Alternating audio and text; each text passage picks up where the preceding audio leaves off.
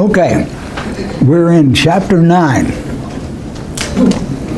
and we're talking about the feeding of the 5,000. Now, we're right at that point where he said, we have no more than 2 loaves of bread and 5 fish. Now, the word for fish there is smoked fish. Just the word itself means that. What's sushi? What? What's sushi? Yeah. No, it's not sushi. Have you ever eaten smoked fish? Salmon. It's delicious. Yeah. When lived in Battle Creek, Michigan, nearly every Monday from late spring to pretty well out in the fall, went up to Pontaluma Golf Course in Muskegon, Michigan, because they would let preachers play free on Monday morning. You had the whole clubhouse use and everything, but you had to come on Monday morning. And the 9th hole was a monster. It was 625 yards down an out-of-bound fence, and there was a blacktop road.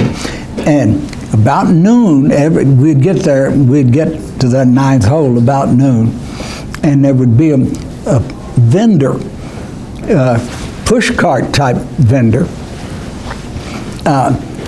right there waiting for us.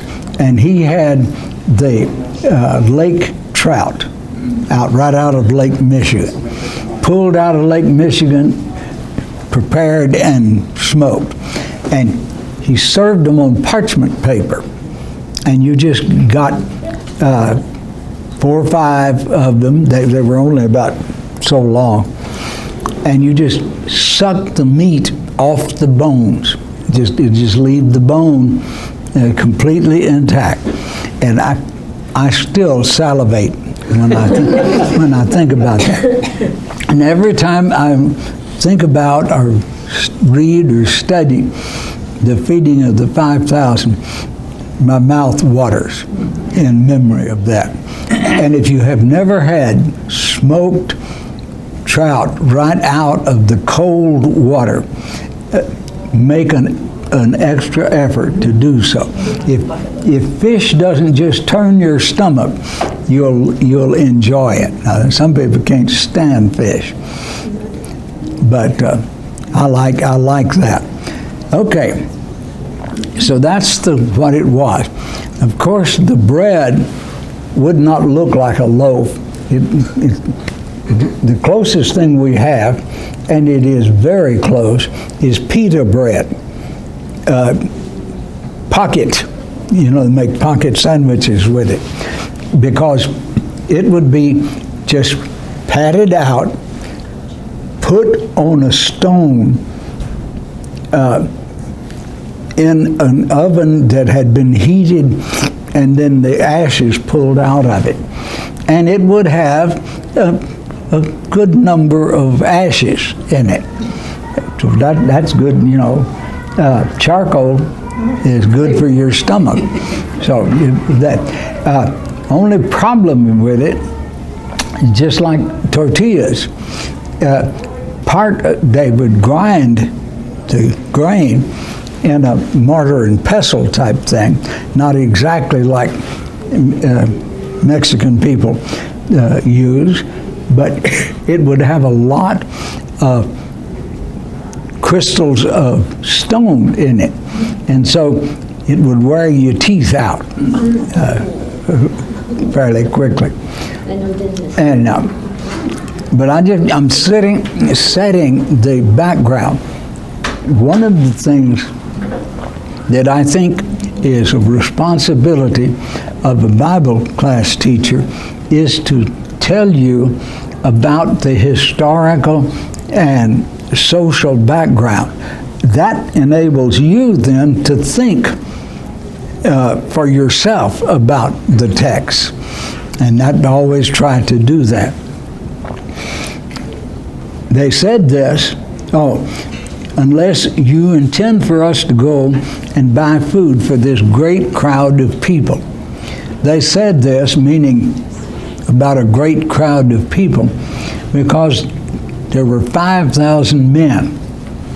Now, I've explained that I tried to make a gender-free translation where it was obvious that it meant both men and women. This one just won't allow that. It is aner, man, men. And I thought about putting heads of household, but that wouldn't be accurate either, because there were not just heads of household. And there might be a lot of women there that were heads of household. They did have. Doesn't this kind of show that it was not in any kind of a religious setting? It was just a general public that had come towards him. Normally in a more worship type setting or anything like that, you would have a separation of the men and women, but in this case you didn't. They were just all together. That's, as in every little detail like that, there's controversy, but nobody knows. We know, well, we'll get that, we'll say that when we get to it. So there were 5,000 men. Now that means that the crowd was much larger than 5,000. How much larger, again, is debatable, because it wouldn't be the regular ratio, because this was a long way from any place that, and you would have to get there by foot, and it was a really long journey, foot journey, to any inhabited place. So we don't know. You know, that's awfully hard for scholars to say. It just goes contrary to the scholars' union. So you could say, so this was 5,000 males present. Yeah, I thought about that, and it would have been a perfectly legitimate way to say it, but I didn't want to get too biological. Some choices I make are simply my own personal feeling toward it. Yeah, it is. I don't have it. Couldn't justify it any other way. But I have learned to depend on that. That it helps me make choices that I couldn't make otherwise. Charles, it seems to me we're getting into such a gender-neutral society, and it seems good to say men Yes, and women. yes. And so, but where it's obvious that man means mankind, then I've translated gender neutral. And it gets a little difficult sometimes. I didn't have a new NIV which does that and does it well. And one of those things, I didn't start out with it, so I didn't buy one when it became available. Charles, can I ask you a question?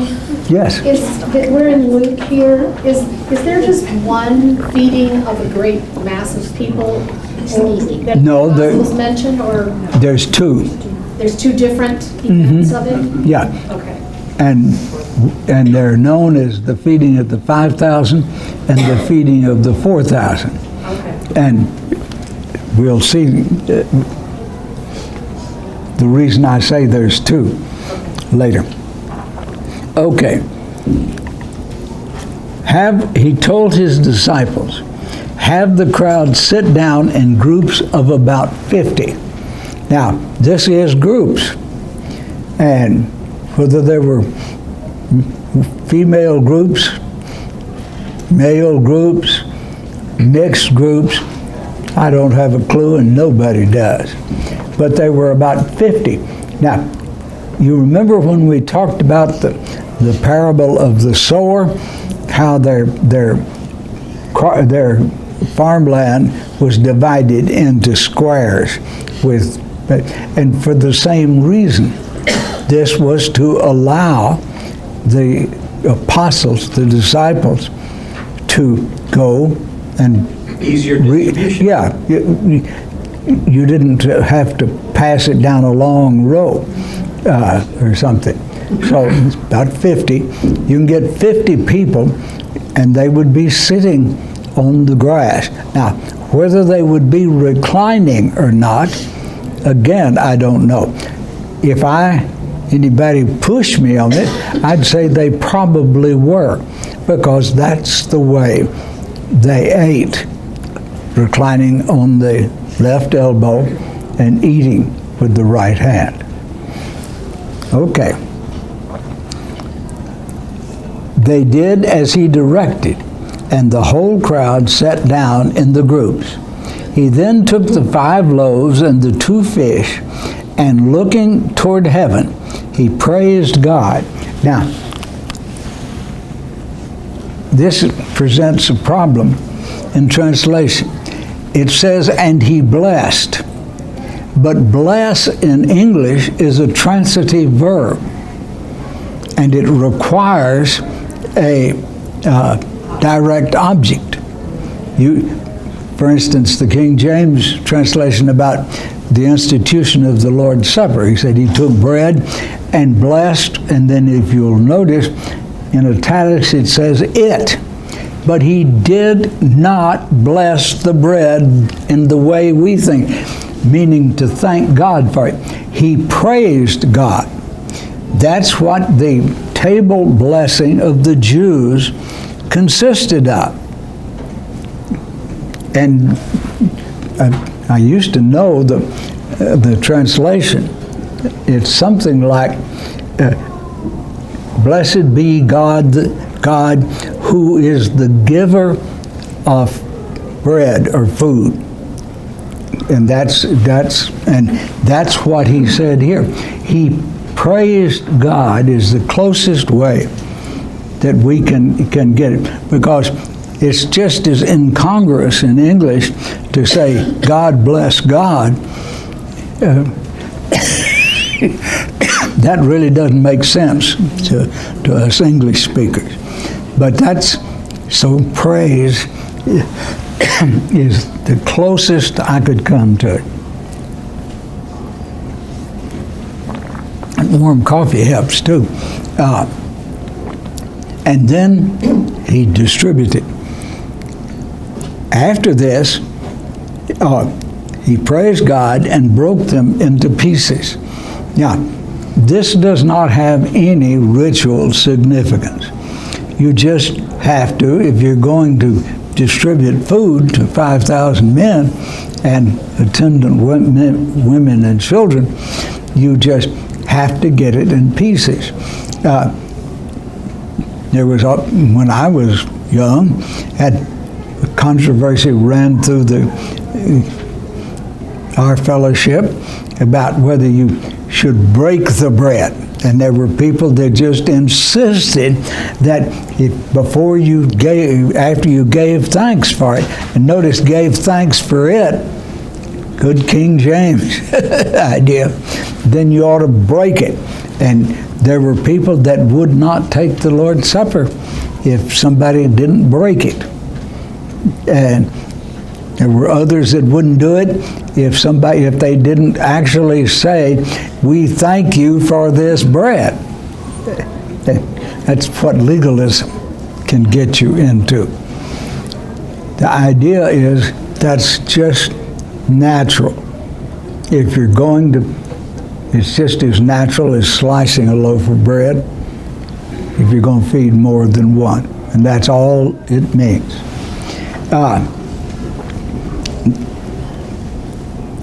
He gave it, and giving them to his disciples, he gave them to his disciples to distribute to the crowd. And they went. Now, have all kinds of speculation. How long did that take? Well, if there were only 12, and Jesus didn't distribute, and the text pretty well indicates he didn't, it'd take so long. But that's an assumption, like other assumptions. It's just not necessarily so. Because if you got bread and fish to a group of 50, that would satisfy the text, and then they could distribute it among themselves. So it could have taken as little as, I don't know, 15 minutes, half an hour to get the bread there and get it distributed.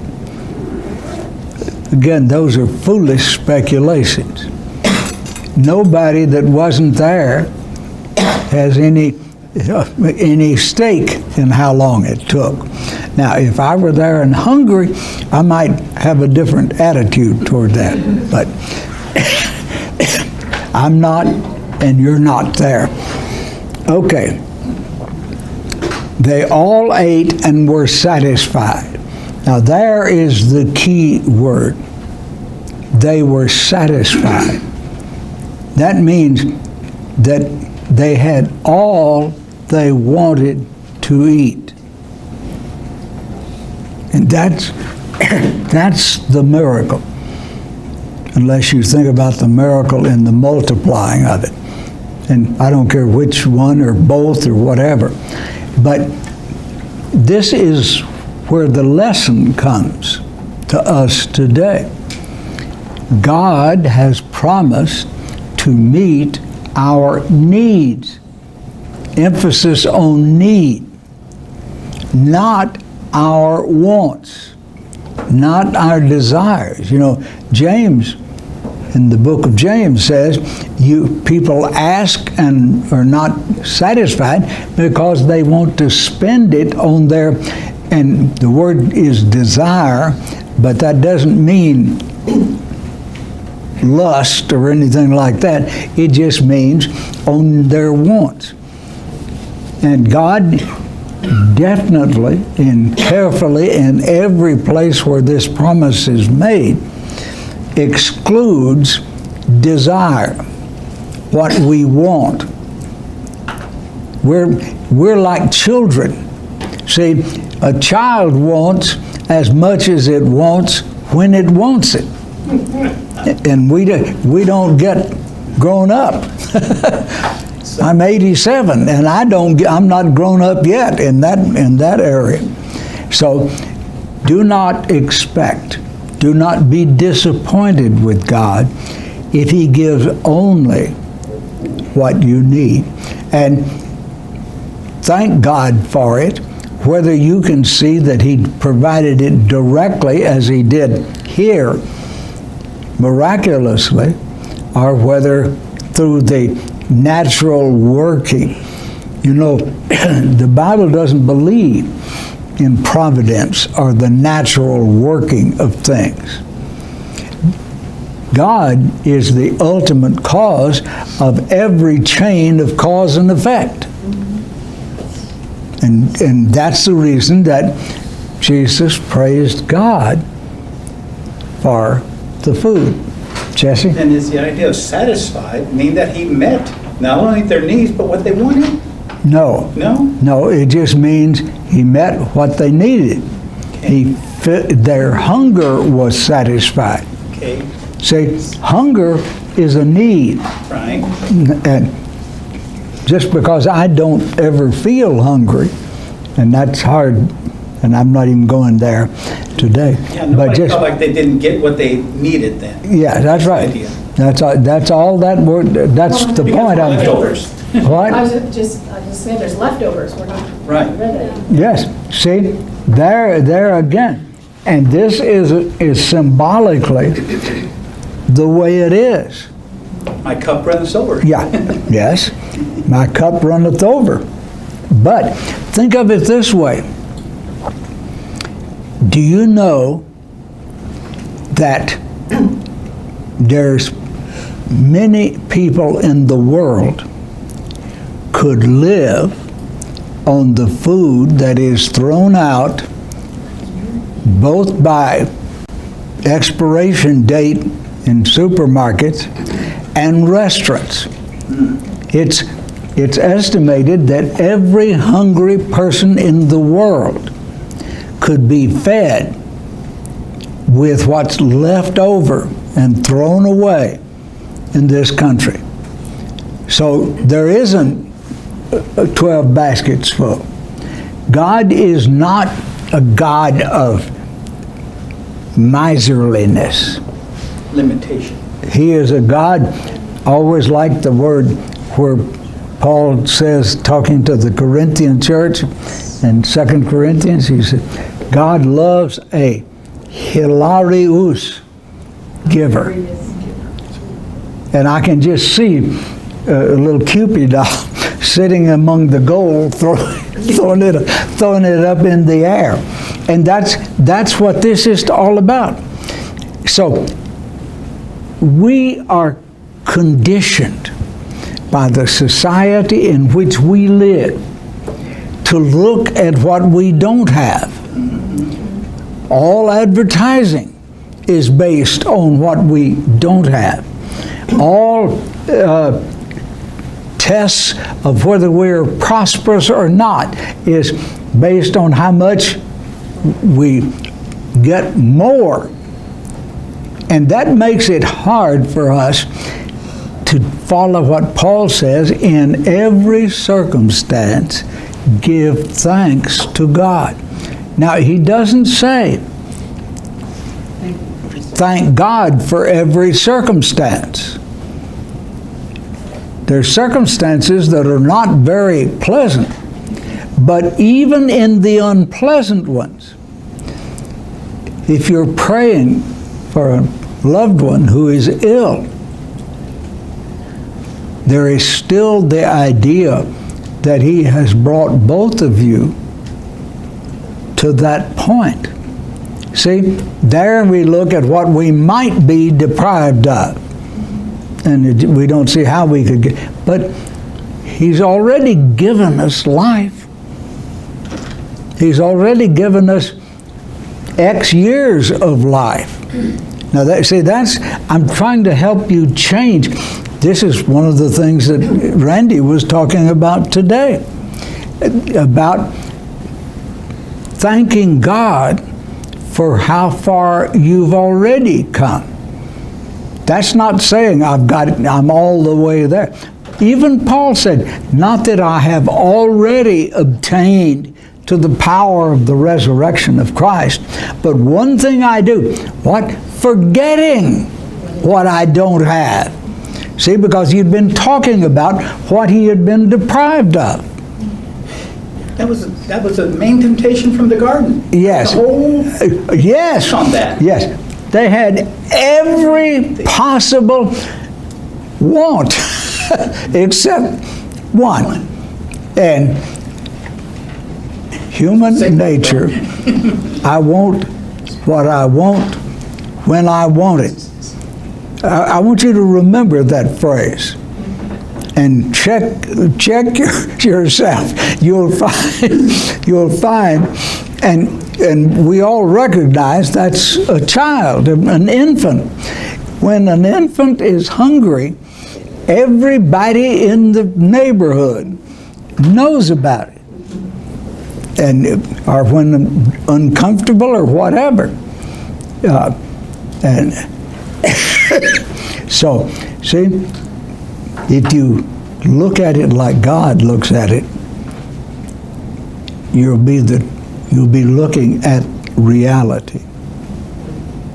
And that's what it's all about.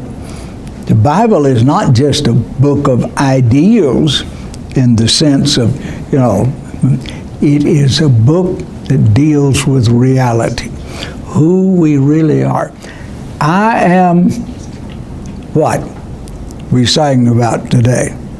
I am God. I am who you say I am. I love that idea. It is extremely biblical. The Jews were not perfect people, far from it. But God said, you are my covenant people. And guess what? Him saying it made it so. God tells me I am a son. He tells some of you, you are my daughter. See, that gets both genders there. Actually, both sexes, but we've gotten to where we use the term gender ought to be nothing but grammar, but it's become biology also. He says that, and that's what we are. But physically, or whatever, I don't know, we're still in the old sinful body. See, that's that yet and not yet. I am his son because he has declared me to be his son. But it's something I need to grow into. That's the whole theological background of this Believe series. He has made me a son. And guess what? That's what I am. And yet, do you see the logic of that yet and not yet idea? And it won't be consummated until after the final judgment. And the resurrection of a new body, not the old one. Okay. Afterward, the disciples collected 12 basketfuls of leftover scraps, clothes, new pericope. Now, in the background of this next pericope, Peter's declaration about Jesus is more fully developed in the Gospel of Matthew. But the background of it, evidently, Luke didn't think it would be that important enough for his readers to go into that. They were in the place, Caesarea Philippi, which is in the northernmost reaches of Palestine. You've been there. It's very interesting, beautiful and interesting place. There is a rock face, and I don't know, it's been since 1978, and I just know it was high. It was just almost as smooth as a wall.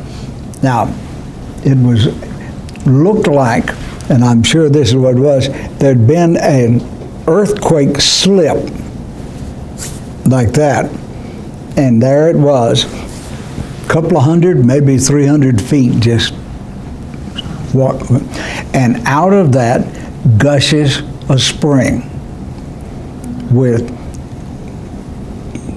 tens of millions of gallons of water a day. We've got a place west of here at Ballamaray that has the same thing. There's no rock face, but you have the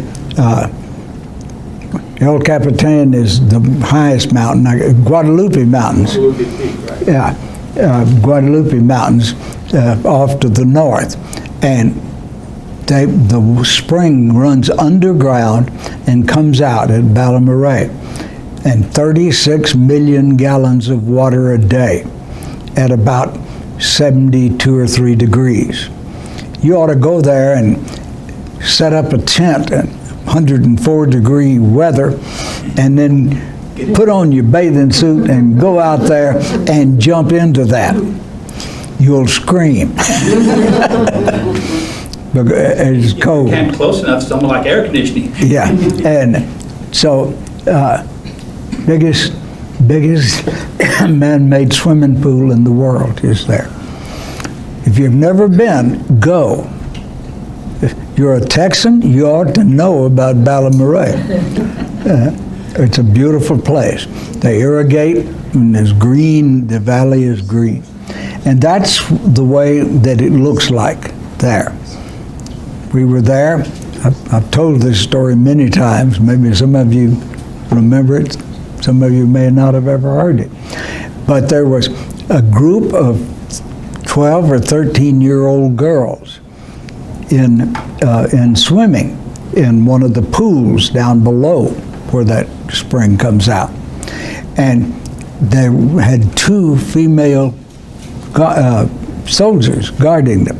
Both of them had purple bikinis on.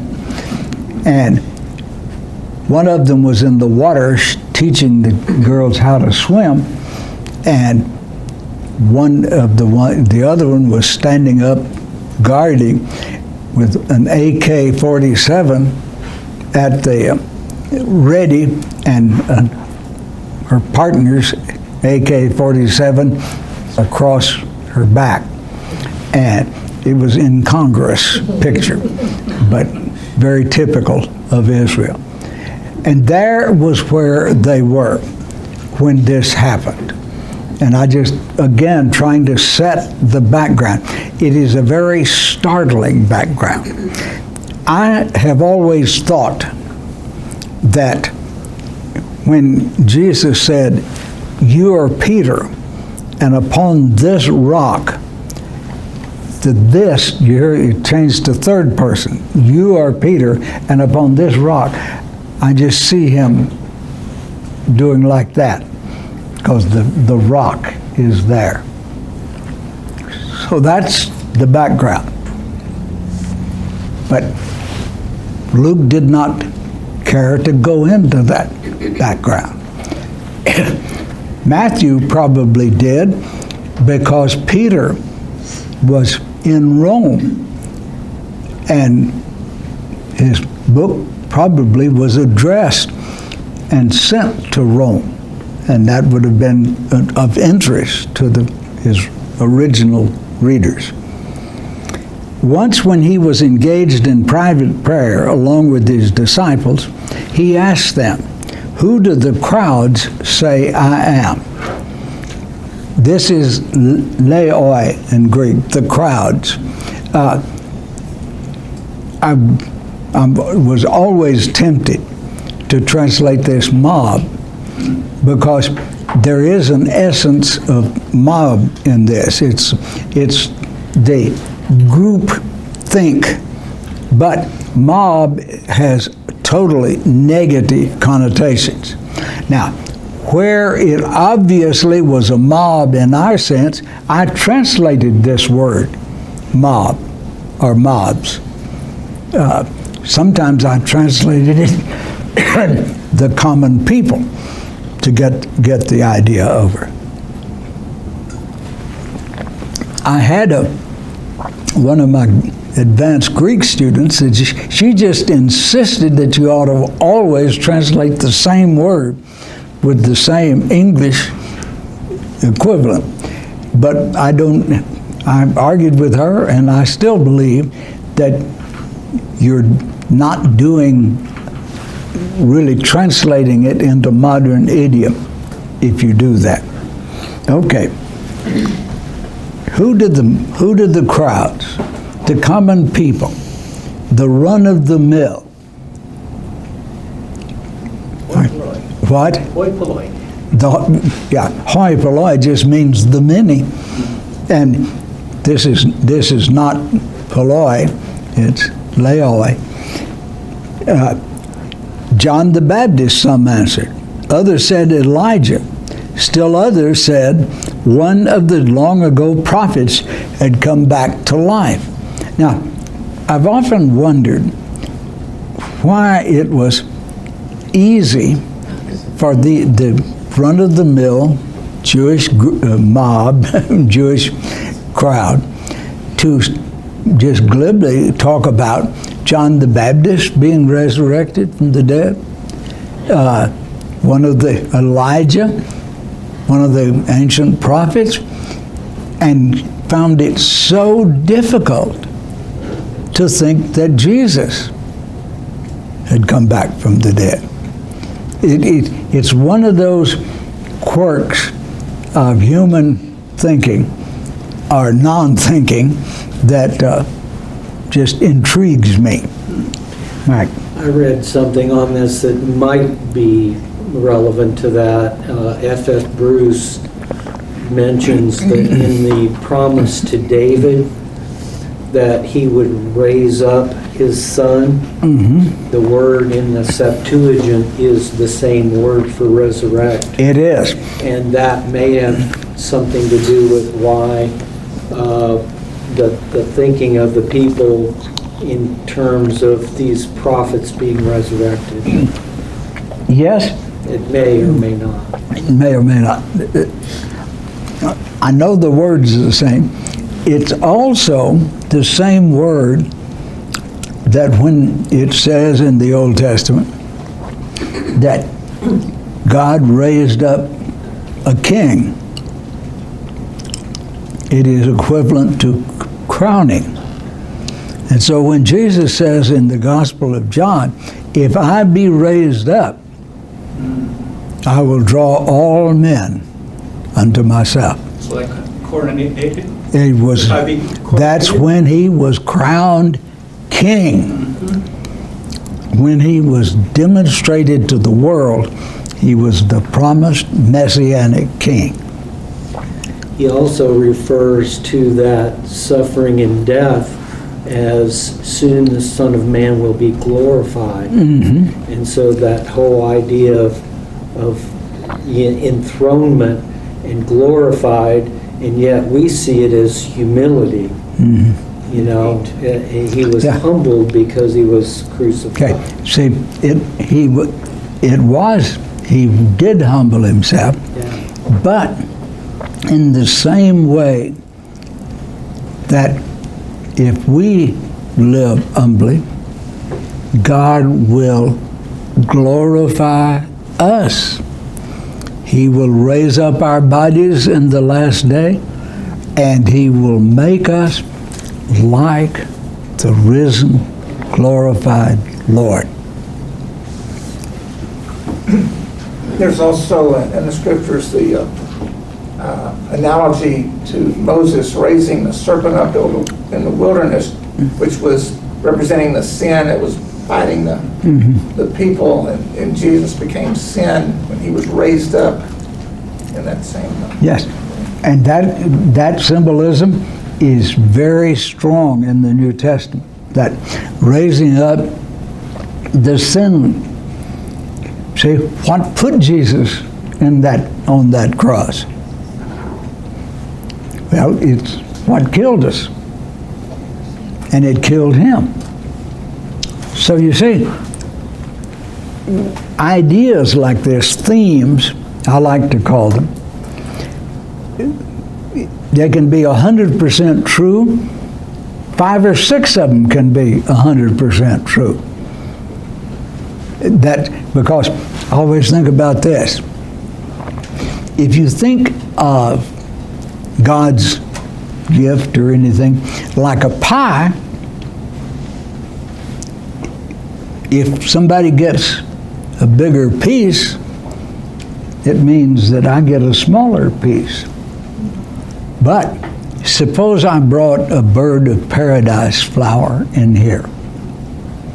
Every one of you could enjoy that flower 100%, as much as you could. And it wouldn't diminish the flower at all. And that's the idea about these multiple themes. They can all be true. And the student today has the task of bringing out all those themes. That's one of my primary tasks as a teacher, is to point you to all the themes that are there, because you can make the theme your own.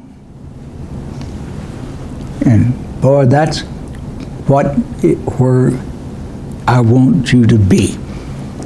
Make it your own, so that it changes the way you live act, and think. Or think, live, and act. Okay. Then he asked them, "But who do you say I am?" Peter answered, "The Messiah of God." Now, I was faced with a dilemma.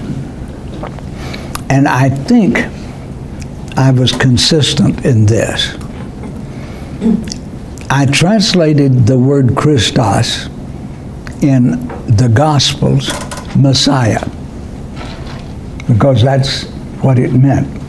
I translated the same word Christos in the rest of the New Testament as Christ. When the teaching went out into the Gentile world, then Christos began to mean Christ. And Paul, I think, made that transition. It's the same word, and so you can't be absolutely sure. I'm in good company doing that. That's exactly what N.T. Wright says ought to be done. That every place Christos is in the Gospels, it ought to be translated Messiah. And every place else, with maybe an exception or two, it ought to be translated Christ. That's getting it into modern language. Now, that's all Luke is going to say about this. So that's all we're going to say about it. I just used the background to make it more real to you. Now, he ordered them to tell this to no one. There's that so-called messianic secret.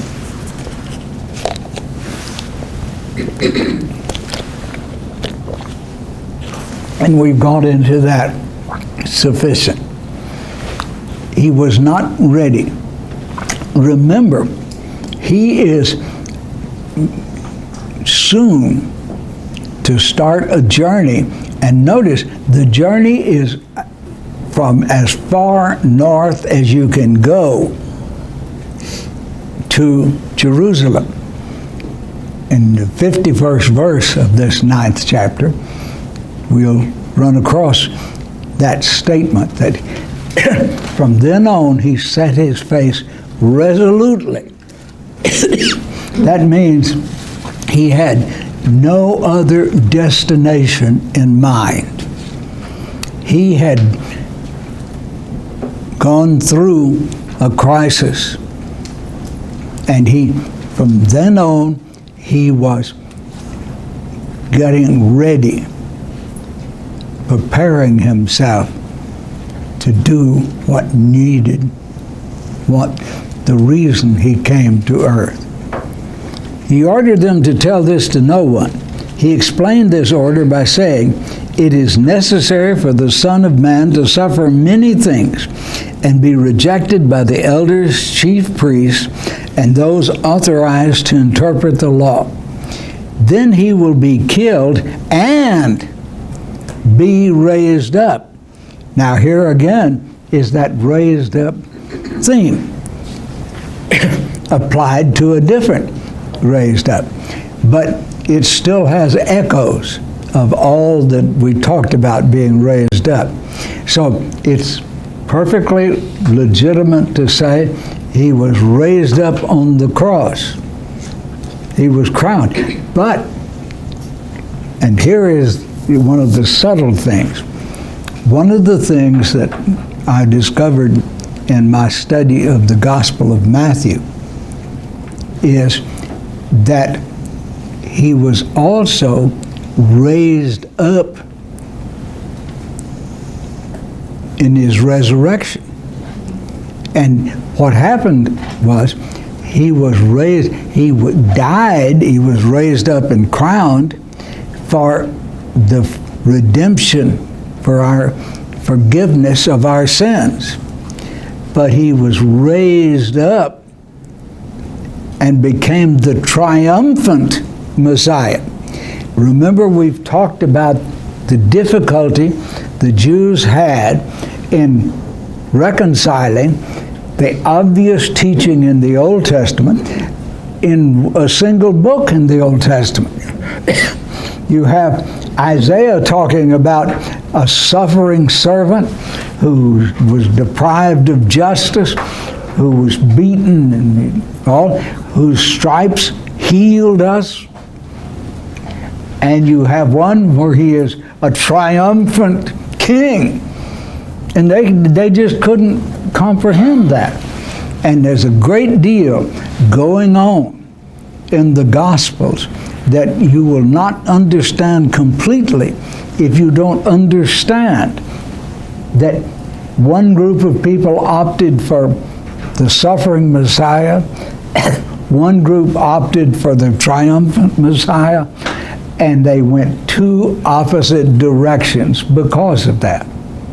But Jesus wants them to know that he is both. He is the Messiah of God without any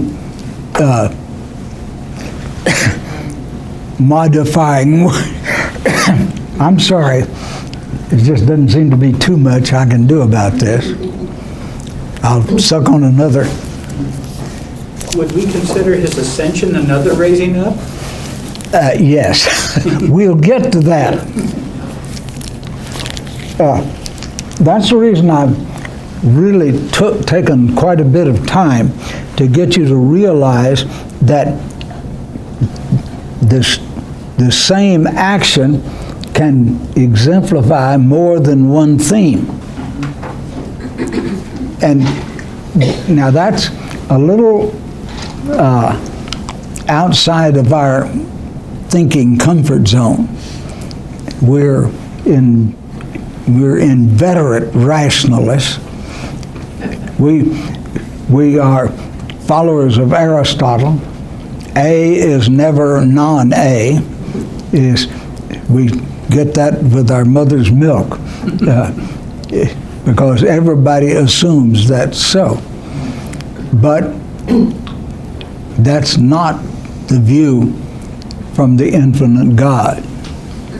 We'll get used to it in the new heavens and new earth. What? We'll get used to it in the new heavens and new earth. We'll get used to that in the new heavens and new earth. Yes, yes. And it won't bother us.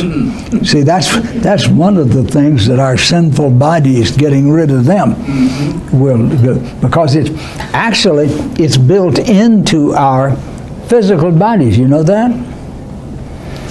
You take a synapse in the brain. It either fires or it doesn't fire. See, it either is or it isn't. But how are you going to deal with things that go from one thing to another? That's Zeno's paradox that you read about in... When did that tadpole become a frog? Yeah. So all of those things. But here, just take it as written that all of these raising ups are true. Yeah. Raised up on the third day. Then he said to all those present. Now notice, did you hear the transition?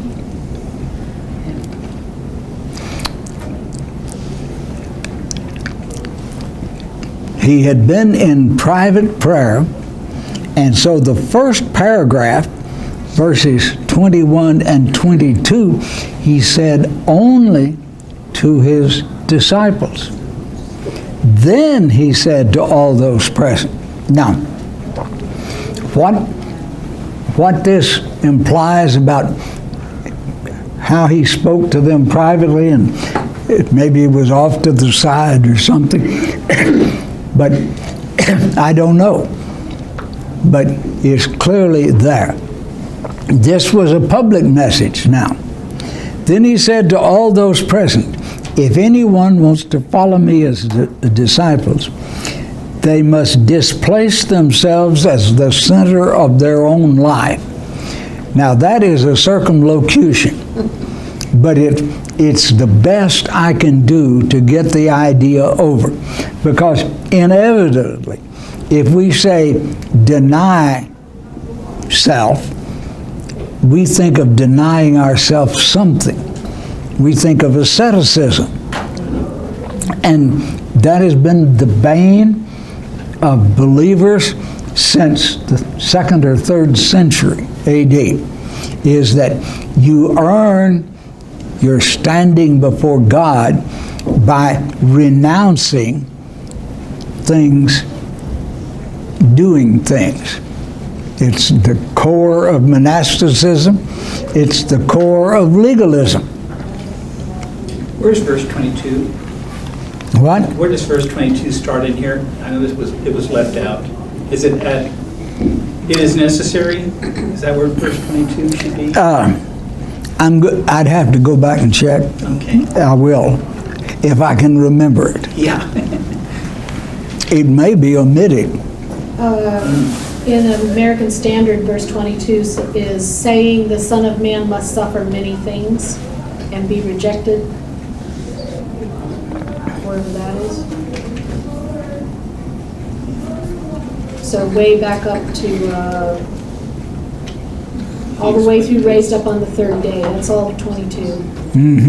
Yes, that's, I'm pretty sure that's So, right. see, I think it starts with he explained this order. Mm-hmm. Would be Okay. verse 22. I would think so.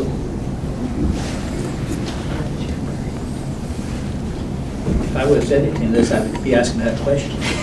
Okay, it is either in front of he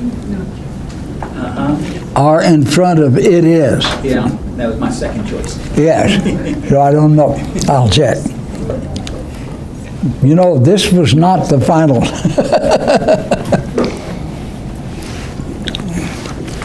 Okay.